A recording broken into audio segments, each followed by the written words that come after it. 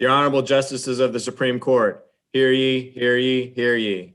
All persons having business before this court are admonished to draw nigh and give their attention to the court. Good morning, Council, and good morning to all who are watching on our live stream. I will ask Mr. Doug Shima, the Clerk of the Kansas Appellate Courts, to please call the 9 o'clock docket. Thank you, Your Honor. May it please the court. The 9 a.m. docket for Thursday, February 3rd, 2022 consists of one case, appeal number 122268, State of Kansas versus Dexter Betts, Sedgwick County, briefs both sides. Your Honor, the appellant, State of Kansas, has reserved 3 minutes rebuttal time. We are ready to proceed. Thank you, Mr. Shima. Council, will you please state your appearances? May it please the court, Assistant District Attorney Matt Maloney for the state, present and ready for argument. May it please the court, Officer Dexter Betts appears with counsel or through counsel Jess Hamey of Joseph Hollander and Kraft. Thank you, Council. Mr. Maloney, you may begin your argument. Thank you, Chief Justice. The facts of this case are very straightforward, but it presents a couple of very interesting legal questions. Factually, what happened in this case is that the defendant, a Wichita police officer, had responded to a scene of a potential domestic issue. Police had also been told that the male involved at the call had a gun and had made suicidal statements. And when they arrived at the scenes, the officers also knew that there was a dog present and that the dog had potentially been choked by the male suspect. When police, including the defendant, arrived, they quickly were able to resolve the situation with the male suspect, who was standing in the driveway and essentially gave himself up to police. He was patted down, did not have any weapons, and the defendant and one other officer were sent into the home by a supervisor at the scene just to secure the gun.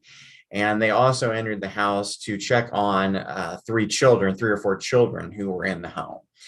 Upon entering, the officers immediately made contact and spoke to the children in the living room right off the front door. The defendant went down one hallway while his partner went down another hallway and into a bedroom.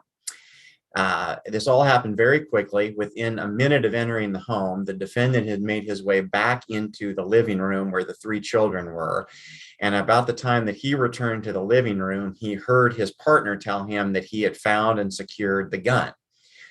The defendant acknowledged that statement and then almost immediately commented that there was a dog present. And within about 2 seconds of making the statement to his partner that the dog was there, the officer then fired 2 shots at the dog, who had started to bark and take a step or two towards the defendant. Both of the bullets missed the dog. One ricocheted off the floor and struck a girl who was seated at most 5 feet directly behind the dog. So the question in this case is whether the district court properly granted the defendant immunity. And I think that the first question logically that we should discuss would be the threshold question of whether a defendant charged with reckless conduct, which was the charge in this case, reckless aggravated battery, whether immunity could ever, or self-defense in general, could ever be applicable in that context. And we cited for the state in our brief 3 cases from the Kansas Court of Appeals that have addressed this issue in the context of self-defense. 2 of those cases have held that self-defense is not applicable in reckless conduct cases, while 1 has held that it is. Our position is that the cases that hold that it does not apply in this context are correct. And we feel that way based on the language of both the self-defense statute and the definition of reckless conduct. Self-defense is applicable when somebody believes and reasonably believes that the use of force, or in this case, deadly force, is necessary to defend themselves. Reckless conduct, on the other hand, is defined as as consciously disregarding a substantial and, quote, unjustifiable risk. Council, just a quick 30,000 foot level question. If we adopted the state's view here, wouldn't that effectively enable the state to charge any case as a reckless crime and therefore essentially wipe self-defense off the books? In other words, you just have an intentional murder, let's say, or at least from the state's point of view, it's an intentional murder, and the defendant has a rock solid case for self-defense. So the state just says, well, we'll just charge it as a reckless. Certainly there's the potential that if this court adopts the state's position that yes, there's always the potential that the state could misuse their prosecutorial discretion. I would point out that in numerous contexts, this court has indicated that the state does maintain charging discretion and prosecutorial discretion. There are other contexts in which the court has determined that it's okay for certain defenses not to be available in certain cases. I would argue that the theoretical possibility that that would happen is something that could be better left for another day, because I don't think that this case presents a scenario where anybody could reasonably make the argument that the state in this case charged a reckless act in order to avoid immunity. This would not be a situation where the state would have ever charged this as a premeditated intentional murder. So I think the fact that there's always the possibility in any walk of life that somebody might misuse or abuse their power, and that's this case, it would be the concern that a prosecutor somewhere in some context might take advantage of this simply to avoid an immunity setting or an immunity claim. But I don't think that this case presents a scenario where there's any realistic concern that that's what's happening here. And of course, I want to avoid judicial tests that require us to peek inside the brain of a state prosecutor, but that's why I'm focused on the language of 215222 that just says, a person is justified in the use of force against another, and it goes from there. But there's nothing in that language that I see that limits the application of that provision, or B for that matter, subsection B, to the type of criminal charge. It's just an immunity for the use of force. We don't get into whether that's a good policy or a bad policy kind of thing. It's just, that's the language of the statute. So, what's your response if we just look at the statute? How do we get you to where you want to be? Sure. I think it's with the language that requires it to be a reasonable belief. And I think when you read that language and the statute as a whole, it clearly contemplates a situation where a person has made a conscious, intentional decision that they need to use force based on a reasonable belief that they have to do so in order to defend themselves. Right. But that's the language. And that's what bothers me. It doesn't tie the reasonableness to the circumstances surrounding the pulling of in this case, the pulling of the trigger.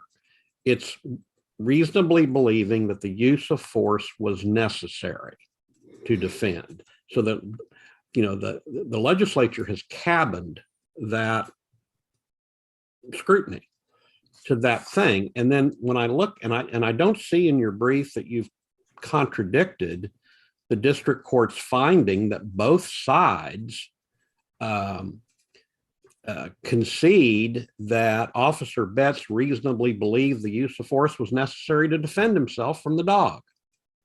And that transitions me into the second part of my argument, because while I do believe that this threshold question is very important, I also don't want to run out of time as far as discussing what would my argument would be, even if this court were to rule against the state on that. And to make clear, our position is that the district court very much did err. We agree that the use of some level of force was appropriate in this case. We don't think that Officer Betts was obligated to simply stand still and let this dog potentially attack him. But where we feel the district court erred, I think there's a couple of things. The test is whether the state has a probable cause burden here. And in this context, that's defined to mean that the facts as found by the district court are sufficient to find a person of ordinary prudence and caution to consciously entertain a reasonable belief of guilt despite the immunity claim. And in this case, the district court itself, in addressing this issue, did say that the dispute was not whether he was defending himself, and we acknowledge that he subjectively felt that he was defending himself. But then the court went on to say that the state is alleging that he should not have done so under the circumstances. Maybe not. In the state's view, that is a clear indication that the district court itself entertained a reasonable belief that the use of force was not necessary, especially deadly force. And that dovetails into my other issue with the district court's ruling. If you carefully read the district court's oral ruling and its written ruling, you will find nowhere in either one of those rulings that the district court specifically said that the use of deadly force was necessary. Again, we concede that the officer would have been entitled to use some level of non-deadly force. But when you look at the totality of the circumstances here, this was a 30 to 35 pound dog that was several feet away from him. The dog had done nothing other than bark and take a step or two towards him. Now, Officer Betts was a full-grown adult male. He was wearing full police gear. He had not only his weapon, but he had a flashlight. He had all of the standard police equipment. Personally, I would argue that a reasonable person in that situation would not fear that because a dog barked and took a couple of steps towards him, that he was at risk of death or great bodily harm. I think this is a perfect case for the reasonable belief and the reasonable person test, because I would argue, or I would believe, that the vast majority of human beings have encountered unfamiliar dogs at some point in their life. And maybe there's a little bit of fear, and maybe you're somewhat concerned that that dog might try to bite you. But Officer Betts was not only a full-grown man, but he had his partner in the same house, probably no more than 3 or 4 seconds away. If this dog actually had come at him, there were so many things that he could have done to use non-lethal force. He could have tried to hit the dog. He could have tried to grab the dog, to push it to the ground, to kick the dog. He could have tried to use one of his weapons to beat the dog temporarily if he felt that that was necessary. But instead, he went with the nuclear option and immediately fired 2 shots towards this 35-pound dog that he knew from before he ever entered the house. He was on alert that there was a dog present. Again, we're not saying that he had a duty to retreat, because we understand that the self-defense statute tells us otherwise. So I'm not suggesting that he had to run out of the house. I'm also not suggesting that there are no circumstances in which a police officer would be justified in shooting at a dog. The defense presented testimony from a range master lieutenant from the police department talking about how officers are trained and they go through simulations, and that there are circumstances in which they are trained that it is appropriate to discharge their weapon at a dog. And we acknowledge that there are circumstances where that's appropriate. But given this setting, I think there are so many hypotheticals that you could look at that would be very similar to this case. Yes, Officer Betts was a police officer. Let's imagine that instead of a police officer, that Officer Betts was a pizza delivery man, and he was standing at the door, and that a dog, when the door was opened, that a dog barked and took a step or 2 towards him. If that pizza delivery man is armed, does that give him a self-defense claim that he's entitled to shoot at the dog because it took a couple of steps towards him? Our position would be, again, going back to my earlier argument, there are so many things short of non-lethal force that he could have done here. If Officer Betts had thrown a punch at the dog in order to try and defend himself, non-lethal force, and that punch had missed and hit the girl behind the dog instead, there is no chance that the state would have charged Officer Bett with anything in that situation, because that would have been a reasonable use of non-lethal force to defend himself from some non-great bodily harm type of injury. Mr. Maloney, is the argument Go that ahead, you Justin. just made to the district court about the reasonableness of the act, not a risk of death, and taking just what you stated? Was that argument presented or rejected? What happened at the ruling? I can't remember specifically exactly how it was argued, but I don't in its ruling, the district court, as I said, never addressed the deadly force aspect at all. His ruling simply stated that it was reasonable for the officer to use force to defend himself. And we think that was, while we don't dispute that he was entitled to use force, we think that the district court failed to answer what was the critical question in this case, which is whether he was entitled to use deadly force. And this is where, again, I think the totality of the circumstances are so important. This was, again, a grown man who would have easily been able to try non-lethal force in this situation. And when you look at the totality of the circumstances, another hypothetical comes to mind. If you're an officer in this situation, let's imagine that the 10-year-old child had charged towards the officer, an unarmed child had charged towards the officer and appeared agitated and aggressive. I don't think that there's any reasonable argument to be made in that situation that the officer would have been entitled to shoot. By contrast, if a 6'5", 250-pound adult, possibly armed, charges at an officer, in that situation, the totality of the circumstances would suggest that perhaps deadly force is appropriate. So when you look at the totality of all these situations, they knew that the gun had already been secured. The man that they were there to deal with had already been dealt with and was completely neutralized outside.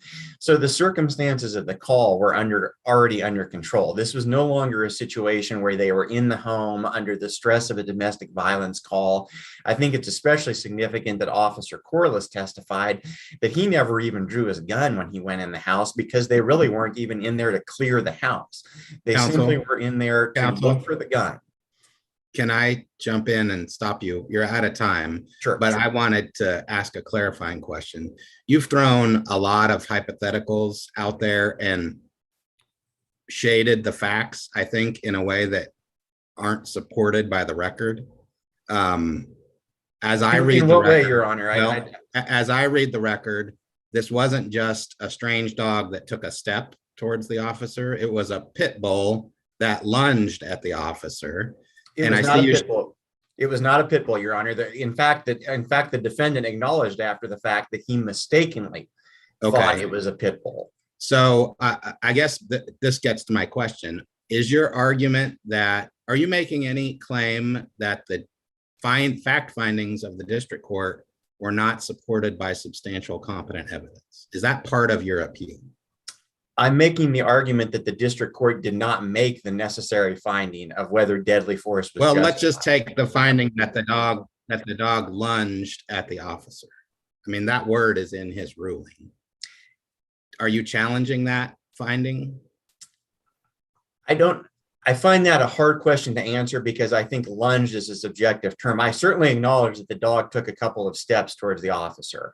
Whether that's lunging, I think 10 people might have 10 different opinions. The video, the body cam video, is in the footage, or is in the record, and allows every member of this court to look at that and determine whether, I think another, frankly, a better response might be, does it ultimately matter? Just even if this court were to agree that what the dog did constituted lunging, does a 30 to 35 pound dog taking a step / lunging create a reasonable belief that deadly force was necessary because the officer was at risk of death or great bodily harm? A lot of talk about a pit bull in the record. It wasn't a pit bull. The officer himself acknowledged that after the fact. I think that the size and type of dog does matter to some extent. If this were a 4-pound toy Chihuahua, I don't think anybody could reasonably claim that the use of deadly force was necessary. If it's a 120-pound Mastiff or a massive pit bull, then yes, that does factor in. So I do want to be clear that this was not a pit bull. And our position is that when you look at this dog on the video and you look at whether the officer, as a grown man with a full arsenal of non-lethal tools at his disposal, my concern is that if this district court's decision is upheld, that basically it gives anybody in any context a license to shoot a dog if the dog barks and takes so much as a step or two towards it, if it's an unfamiliar dog. And all of us have been in that situation. Or I would Maloney, suggest. thank you for Mr. Maloney. I think you've answered Justice Steele's question. Thank you, Your Honors.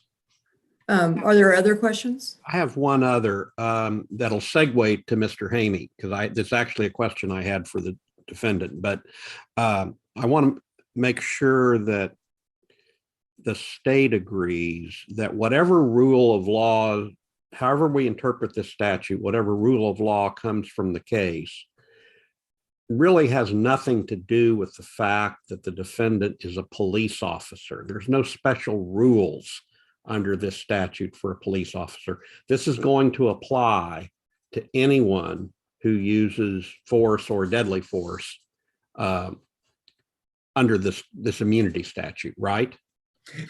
I would agree with that, Your Honor. I think, yes, despite the fact that there was this testimony about the training that the officers received, that certainly doesn't give police officers any more or less leeway as far as whether their use of force or deadly force is applicable.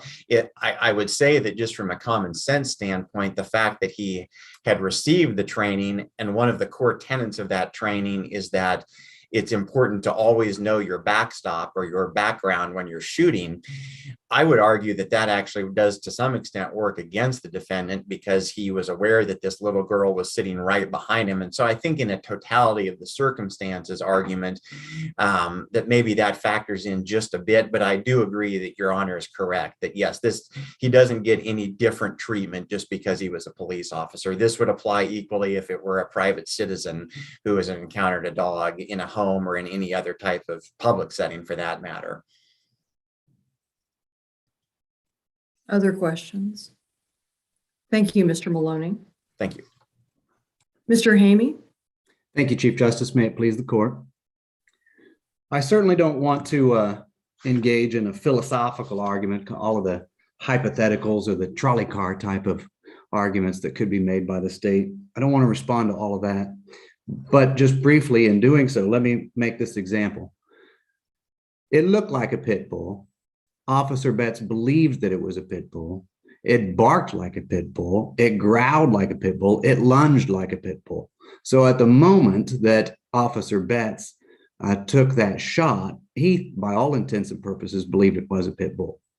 Here we are 4 years later. It's really easy for us to talk about, oh, come to find out it was a bull terrier, not technically a pit bull. Or he could have done this, he should have done that. It was only a 35-pound dog. What if it was a 37-pound dog?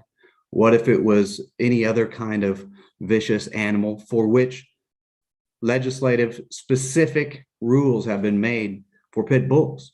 So by all intents and purposes, Officer Betts made a decision, and he did so with the intent of defending himself. Now, the legislature and the court have given us a framework to present this case on immunity, which is what we did. I specifically have not made an affirmative defense of self-defense. I made an immunity claim following the preliminary hearing because immunity fits as I read the statute. I have the same plain reading and understanding of the statute as seemingly Justice Steele does, in that the statute applies when immunity is applicable in the form of self-defense immunity. The court has us do certain things. I have to show that use of self-defense was objectively and subjectively reasonable. To this end, it's important to note that the state has not really contested any of the facts of our case. I mean, there's a little bit of hyperbole about the manner in which the dog approached, but Mr. Hagan, let me just stop you there. please. I might be mixed up, but in an immunity hearing, the state still bears the burden, right? So you don't have to show anything. That is correct. But in fact, I did show. I presented a lot of evidence. For example, the objective standard. There was a question posed about whether or not prosecutors will begin to charge cases to avoid the applicability of certain defenses. Well, I have concern about that. I actually do have concern about that because one of the examples that I used to show the objective standard that was applicable was the fact that just 2 years prior to this, the same district attorney's office refused to charge a case where an officer was charged by a dog, which was a pit bull. The officer took 2 shots, just the same as Officer Betts did. That bullet hit the concrete, fragmented, and hit another officer and the woman that he was talking to. That case wasn't charged. So we do have concerns about which cases will be charged and the manner in which they'll be charged, because as a matter of fact, these things happen. So the argument that we were making and the manner in which we presented this, despite the fact that we had no duty to show that lack of probable cause, the way that we argued this was that Officer Betts's use of force was subjectively reasonable. Officer Betts was presented with the scenario that domestic violence calls are always very volatile, and this one was no exception. I took great pains to present to the court the radio traffic that which was known to the officers at that moment was that upon arrival, they knew that there were children in the home. They knew that there was a dog that had been choked out or choked by the suspect in this case, and they knew that there was a gun in place. So this was a very volatile situation. Yes, they encountered a man on the outside of the house, but you never presume to know that that man is the right man. The officers thought it was the right man, but at the same time, the man that was reported had a holster and a gun. The man that they encountered outside had neither a holster or a gun. So the officers knew that this continued in a dangerous situation. There was still a gun at play. They were directed to go into the house to attempt to find the gun, which is exactly what they did. One of the officers peeled off to the left. Officer Betts went to the right. The one officer that went to the left actually found the gun. Shortly after he announced, "I found the gun," Officer Betts said, "There's a dog here," as a means to tell his partner that there's still this dangerous situation. He very shortly after he said that, did this dog lunge and bark and growl and attempt to attack him in a very vicious way, such that it caused him to reasonably expect to need to use force to protect himself, which is what he did. And he was objectively reasonable in doing so.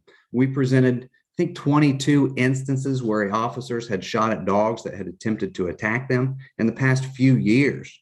3 years preceding this incident, and not any of those cases were charged. So objectively, Officer Betts was doing exactly what many other officers before him had done. And not only that, but I put Sergeant Halloran on the stand to testify that they're trained to do this.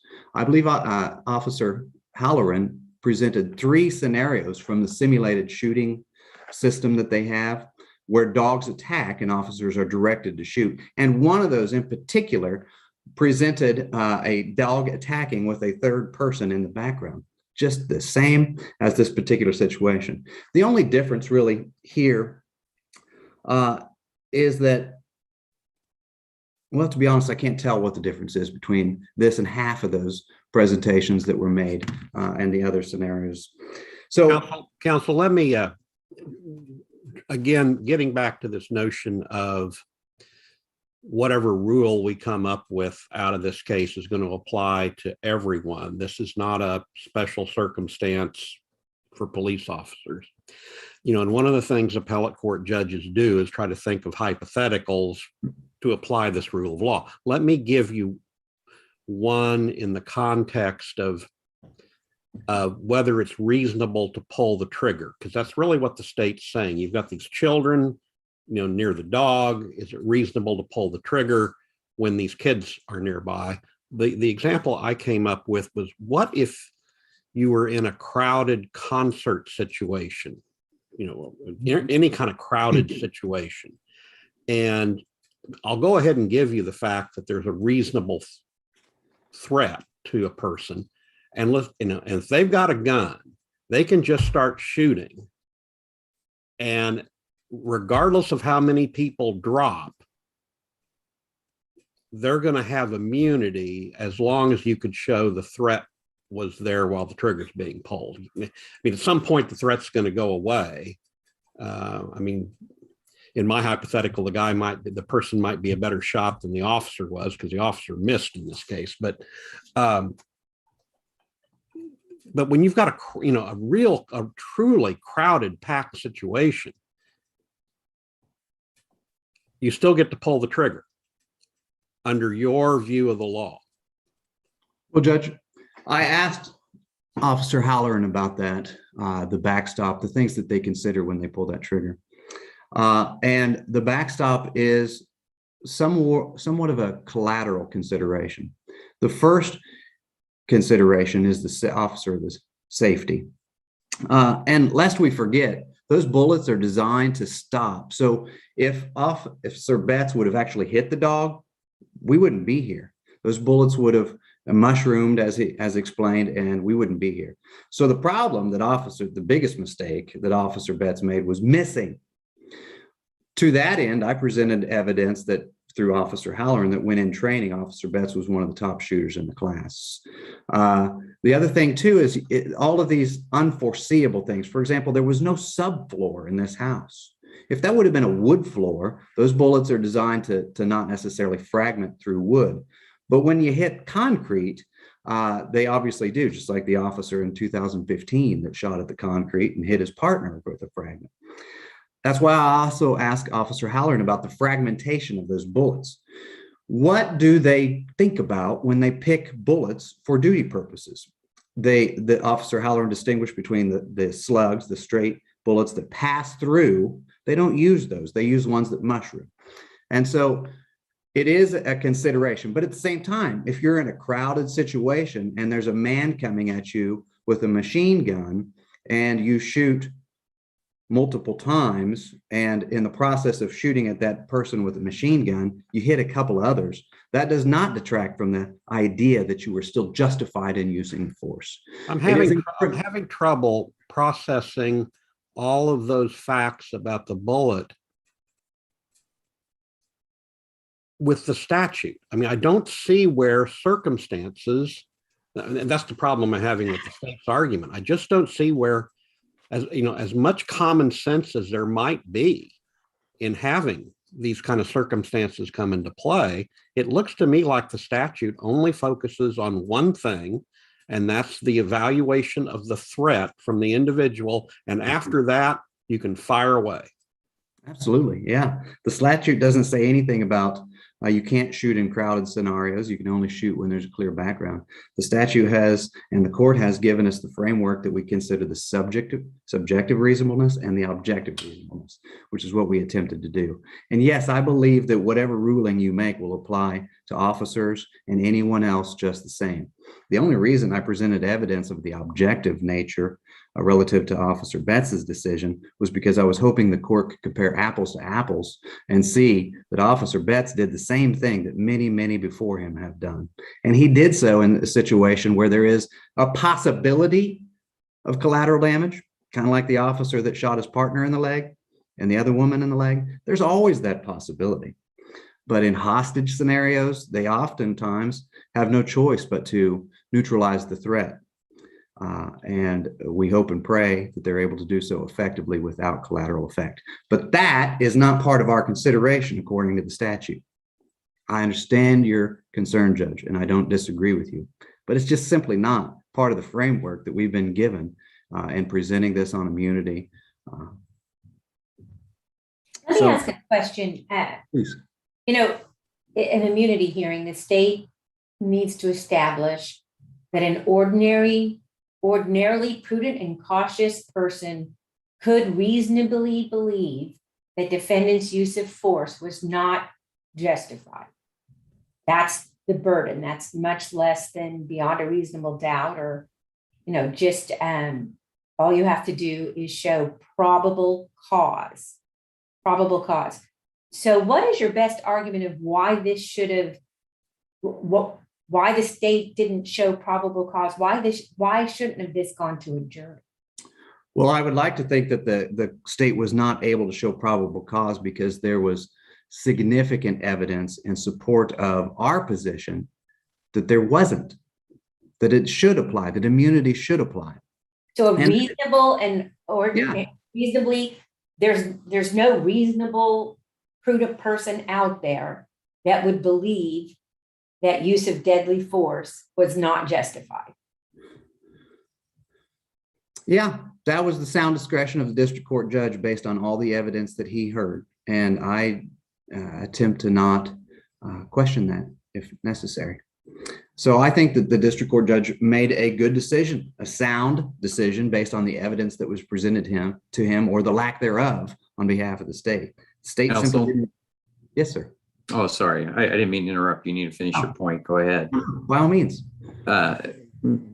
Maybe I've missed it in your presentation, but your opposing counsel's argument, as I understood it, the legal argument is that reckless conduct by definition can never support an objectively reasonable belief that deadly force is necessary. What's wrong with that construction based on the statutory definition of reckless conduct applied to the self-defense statute? Well, I think that the immunity statute says nothing necessarily about available affirmative defenses. And there's a distinction between the application of the immunity statute and the application of the affirmative defense of self-defense. And enabling the state to choose their charges based on the availability or the knowledge that inevitably self-defense will be applied is problematic. It's particularly interesting in this case because aggravated battery, there are multiple lesser includeds in this case that include intent. So the state can or could, I hate to say that they should or would, but they can, and they could present a case, charge a case based on recklessness, knowing full well that it is likely to be reduced to a lesser included for which or wherein the defense of self-defense might be applicable statutorily. But again, I think it's a full stop here on the application of the affirmative defense of self-defense, because what we did is we attempted to impose the duty upon the state to show that immunity doesn't apply. And they did not meet their standard. They did not have sufficient proof to meet that probable cause standard. And for that, I think the court was correct. The problem that the state has in this case isn't necessarily the lack of good legal analysis by the district court judge. The problem they have is they just disagree with the decision. I don't think Judge O'Connor made any errors in his analysis of the law.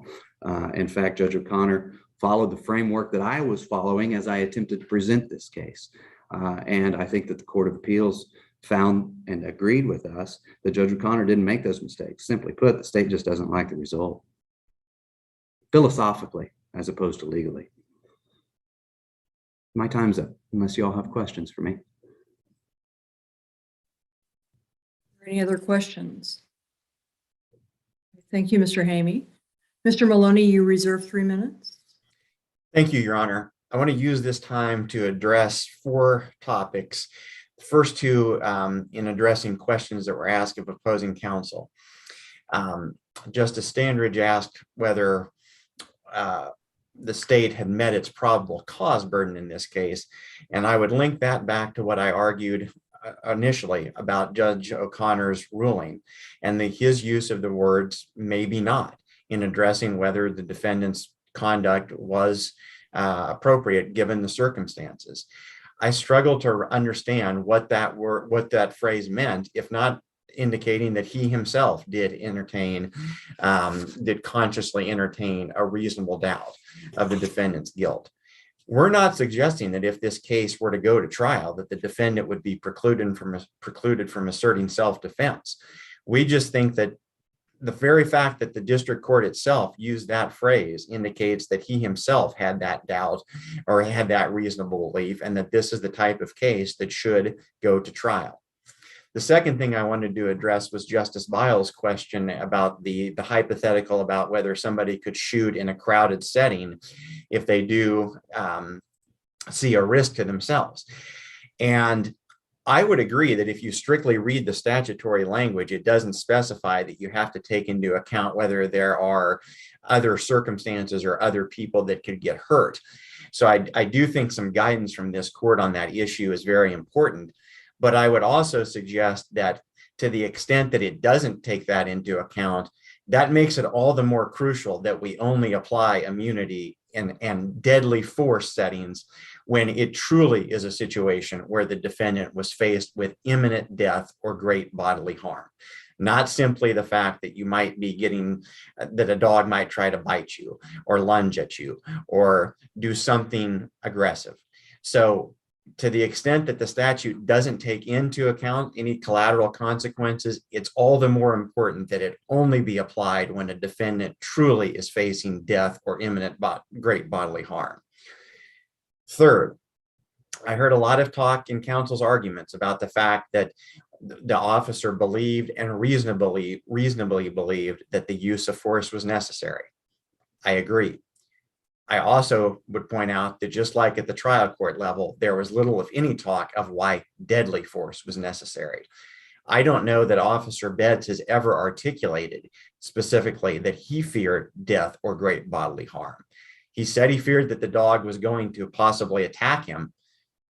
And a dog attack does not necessarily equate to great bodily harm. There are all sorts of harms that can come that are far short of great bodily harm.